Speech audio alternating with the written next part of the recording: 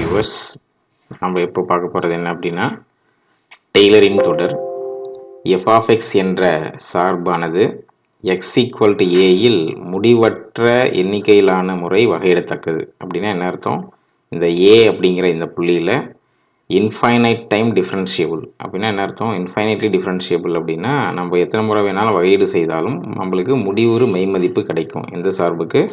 இந்த f of x அப்படிங்கிற சார்புக்கு a என்ற புள்ளியில் அப்படி இருக்குதுன்னு எடுத்துக்கிறோம். அப்புறம் a minus epsilon comma a plus epsilon epsilon greater than 0 எனும் இடைவெளி.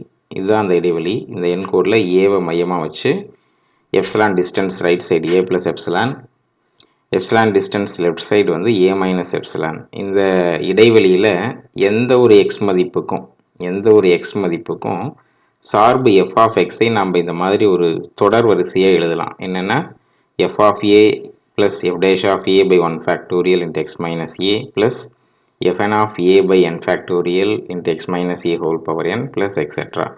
இதை ஷார்ட் ஃபார்மில் சுருக்கமாக summation n equal to 0 to infinity fn of a by n factorial into x minus a whole power n அப்படின்னு சொல்லலாம். இந்த தொடருக்கு பேர் டெய்லரின் தொடர். அதாவது ஒரு சார்பு நம்மக்கிட்ட கொடுத்துட்றாங்க.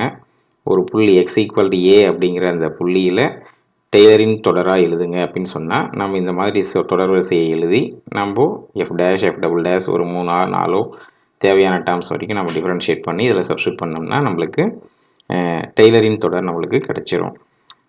இங்கே இருக்கிற எக்ஸ் பார்த்திங்கன்னா இந்த இடைவெளியில் இருக்கக்கூடிய எந்த எக்ஸ் மதிப்பாக வேணுமானாலும் இருக்கலாம். ஏயினுடைய அண்மை பகுதின்னு நம்ம சொல்லுவோம். எப்சிலான் அப்படிங்கிறது மிகச்சிறிய தொலைவு இருக்கக்கூடியது ஒரு மெய் மதிப்பு தான். Epsilon greater than 0.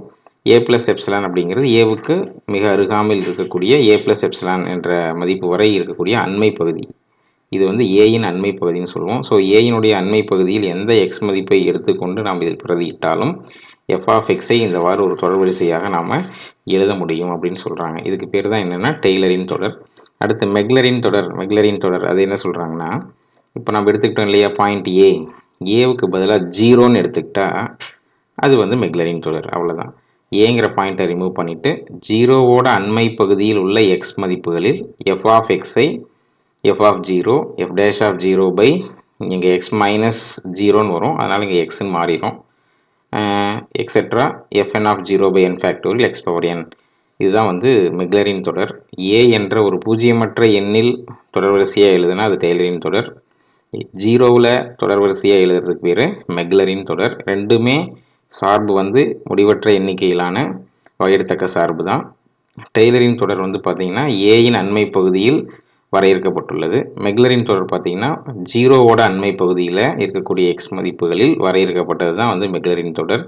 ஸோ நம்மளுக்கு வினா கேட்கும் பொழுது டெய்லரின் தொடர் அப்படின்னு சொல்லி கேட்கலாம். அல்லது என்ற சார்பை எக்ஸ் மைனஸ் ஏவின் அடுக்குகளாக எழுதுக அப்படின்னு கேட்கலாம். எக்ஸ் மைனஸ் ஏவின் அடுக்குகளாக அப்படின்னு கேட்டாவே நம்ம எக்ஸ் ஈக்குவல் டு ஏயில் டெய்லரின் தொடர் அப்படின்னு தான் சொல்லுவோம். அதே போல் மெக்லரின் தொடர் கேட்கணும்னா நேரடியாக மெக்லரின் தொடர் அப்படின்னு வினா கேட்கலாம். இல்லைன்னா எக்ஸின் அடுக்குகளாக எழுதுக. பார்த்தீங்கன்னா மெக்லரின் தொடரில் இருக்கிற டேர்ம் எல்லாமே பார்த்தீங்கன்னா X square X power n இந்த மாதிரி தான் வரும். அதனால் எக்ஸின் அடுக்குகளாக எழுதுகன்னு சொல்லி வினா கேட்டாங்கன்னா அது வந்து மெக்லரின் தொடரை குறிக்கிறது அப்படின்னு நம்ம சொல்லிடலாம். இல்லை நேரடியாக 0வை கொடுத்துட்டு 0வோட அண்மை பகுதியை கொடுத்துட்டு 0 உள்ளடங்கிய ஒரு இடைவெளி -1,1 -2,2 கொடுத்து இந்த இடைவெளியில் இந்த சார்பின் விரிவை காண்கன்னு சொல்லி கேட்பாங்க.